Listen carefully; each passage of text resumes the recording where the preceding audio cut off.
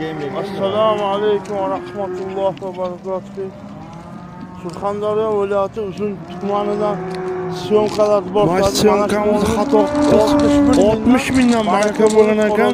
Biz 61 ming deb efirga berib shuning uchun hammalarning uzr so'ragan holatda shu xatomizni to'g'riladik. O'qan ham sotgan ham baraka topsin. Bugungi sanaga keladigan bo'lsak 2026-yil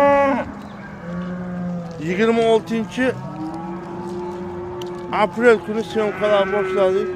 Bugungi kunda Xo'rozga necha pul bo'lishligi haqida syomkalarni chiqarib boramiz. Juvoy veska necha pul? Bugun bozorimizga mol kirishlar o'rta holatda ko'rib turibsizlar. Inshaalloh kanalimizga a'zo bo'lib podpisatsiya qilib qo'yishlaringizni iltimos qilamiz. Mana shunday holat. Mol o'rta holatda kirib kelyapti.